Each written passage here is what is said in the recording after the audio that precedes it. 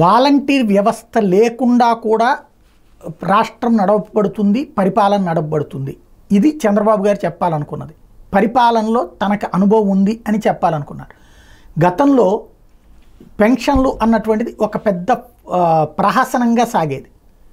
ఓ జన్మభూమి కమిటీలు అక్కడ ఏదో ఒక వేదికని ఏర్పాటు చేసుకోవడం, అక్కడికి వచ్చి తీసుకోవడం, ఒక రోజులో అయ్యేది రోజు కొంచెం కొంచెం కొంచెం కొంచెం అట్లాగా వృద్ధులు వికలాంగులు అందరూ అక్కడ వెయిట్ చేయాల్సి రావడం, ఇది అప్పటి పరిస్థితి.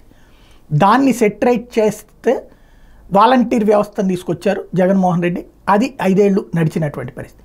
ఇప్పుడు ఆ వ్యవస్థ కరెక్ట్ కాదు, సచివాలయ వ్యవస్థనే ఇంటి దగ్గరికి పంపించారు. అది కూడా జగన్మోహన్ రెడ్డి ఏర్పాటు చేసినటువంటి వ్యవస్థే. కాకపోతే వాళ్లతో ఈ పని ఎందుకు చేయించకూడదు అన్నటువంటిది నాడు ఎలక్షన్ ముందు అడిగారు.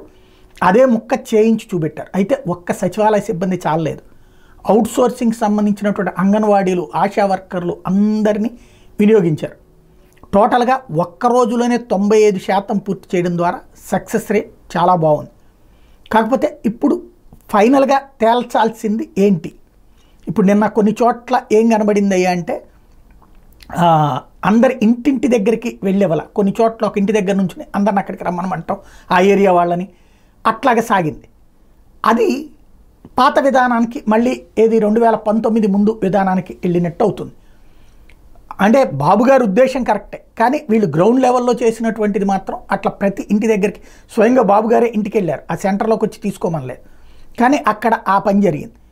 జనం ఏది కోరుకుంటారు, ఇంటి దగ్గరికి రావాలని కోరుకుంటారా, వెళ్ళి తీసుకోవాలని కోరుకుంటారా అన్నటువంటిదే తేలాల్సినటువంటి అంశం. ఓవరాల్గా అయితే వాలంటీర్ లేకపోయినా డబ్బుల పంపిణీ అన్నటువంటిది సక్రమంగా చేయగలము అన్నది నిరూపించాలనుకున్నారు, నిరూపించి చూపించారు.